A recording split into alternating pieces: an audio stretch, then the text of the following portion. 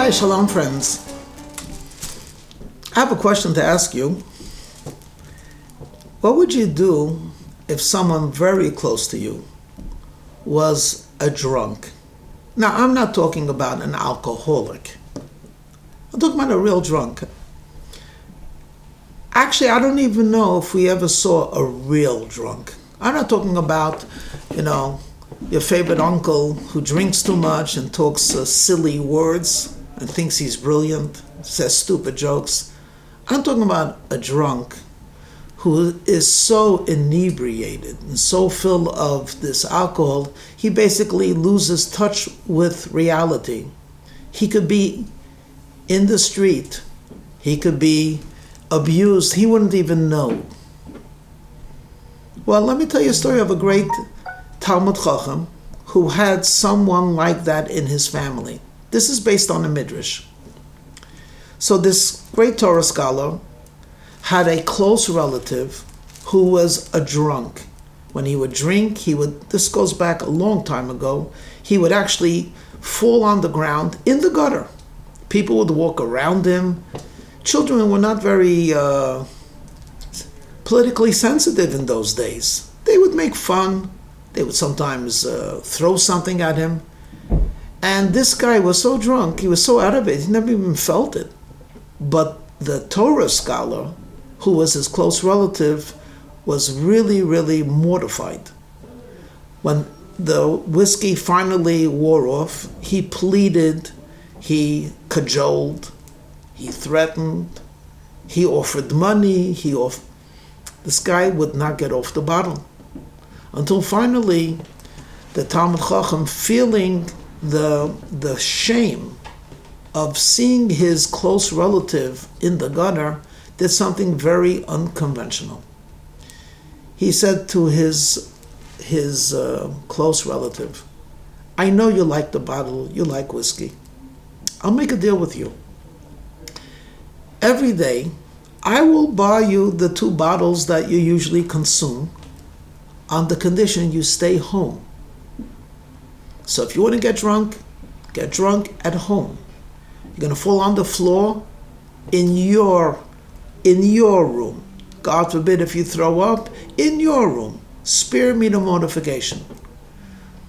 The close relative thought this is not a bad deal at all. And every day, the Torah scholar embarrassedly would go to the place where they sold the spirits, buy the 2 bottles, bring it to his relative, leave it outside the door, and at least the rest of the day he was spared from the indignity. The Medrash continues. One day, it was raining, it was a lot of mud, and as he's coming back from the liquor store, the equivalent of a liquor store, he almost trips over a guy who's lying in the mud. And the water is swirling around him. He's filthy, he's really pathetic looking.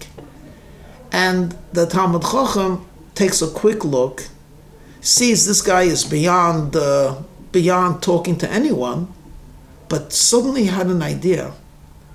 Let me bring my relative. He never sees himself when he's drunk. You know what? Why don't I show him what he looks like? And once he sees this horrible looking scene, he certainly will say, oh, I don't want to be like that. And that might be the key to his redemption.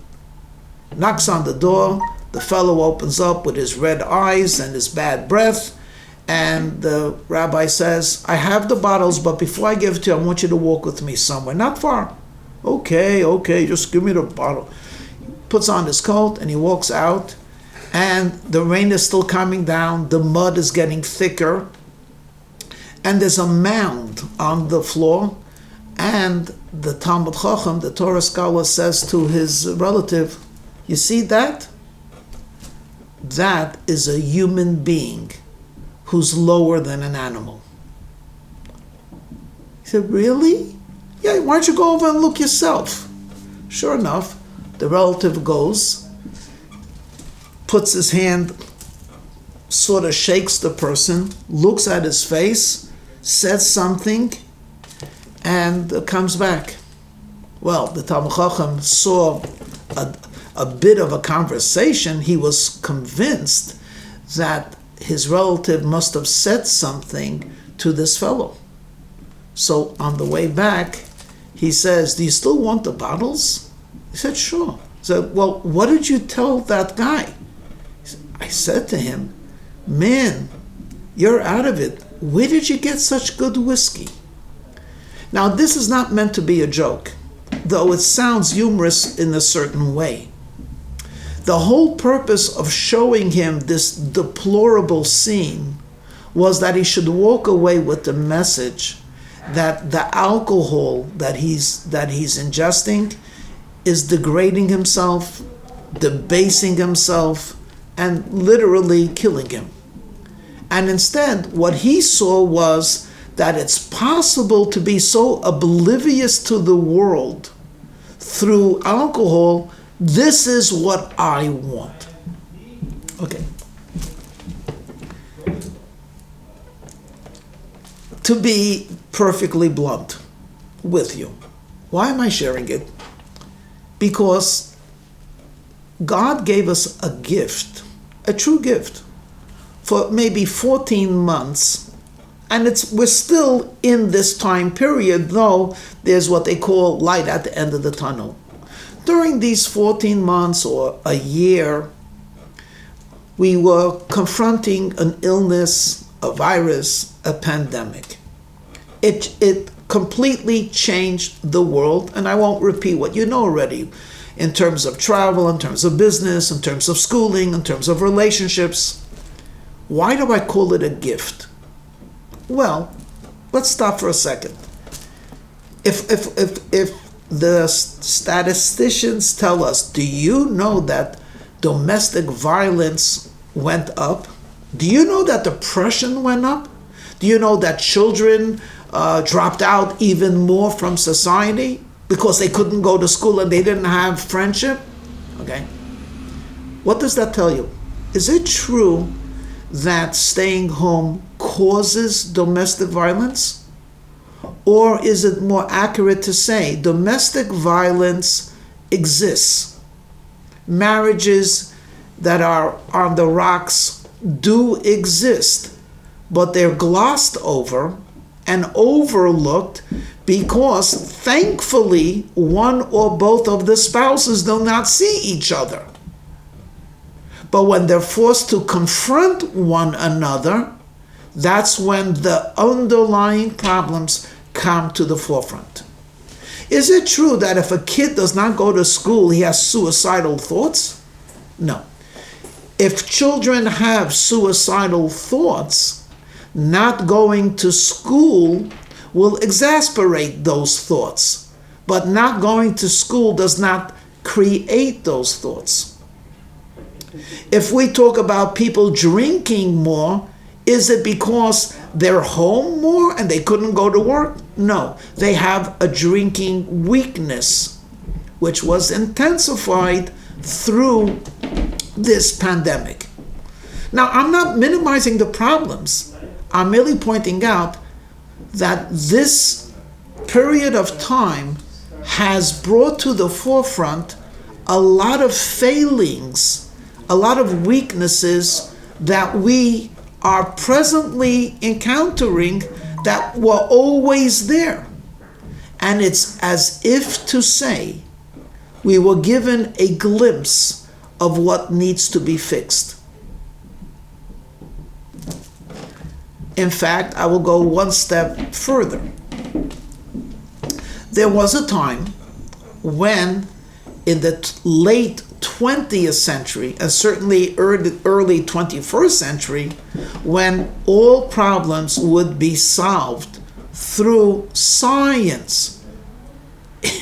In fact, we had a very bitter election in the United States of America where one of the candidates essentially ran on a platform, I follow science. I'm not like others who go after their heart and intuition or imagine. No, I follow the science. I follow the medicine.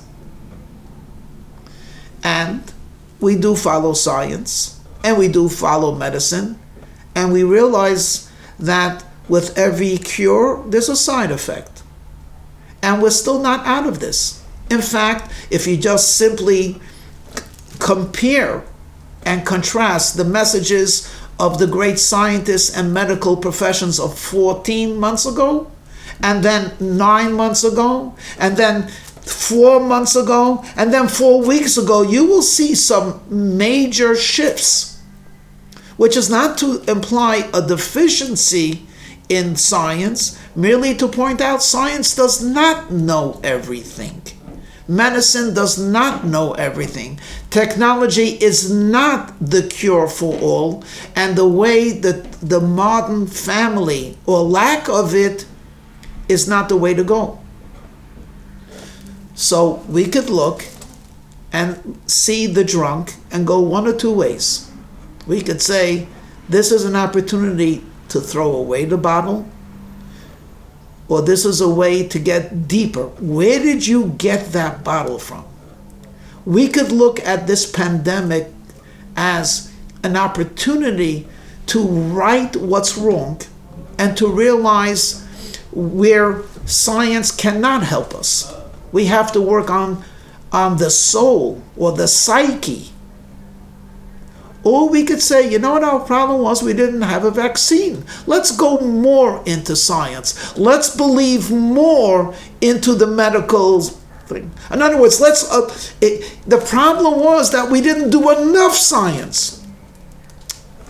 Okay. One of the most famous works of literature begins with, it was the best of times, it was the worst of times.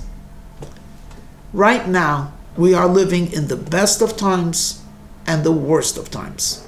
It is up to us to choose which one we want to emphasize.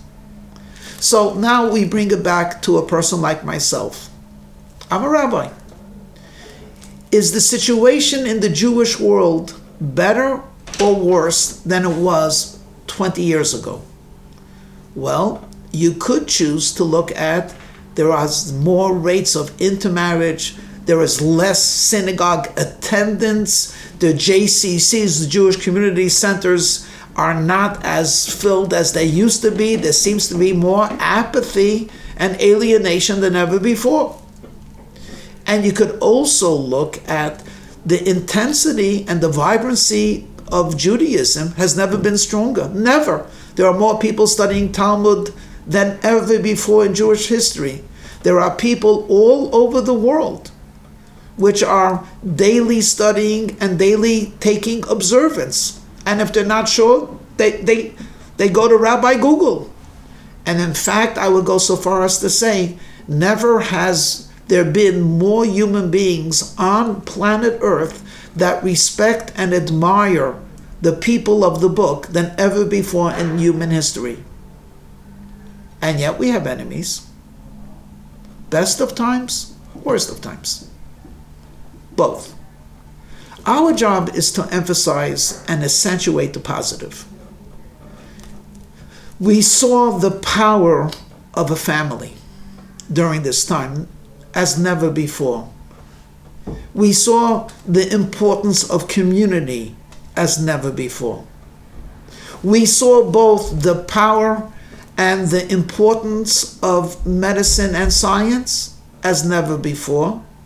At the same time, we've also been exposed to what they cannot give and essentially cannot predict the future.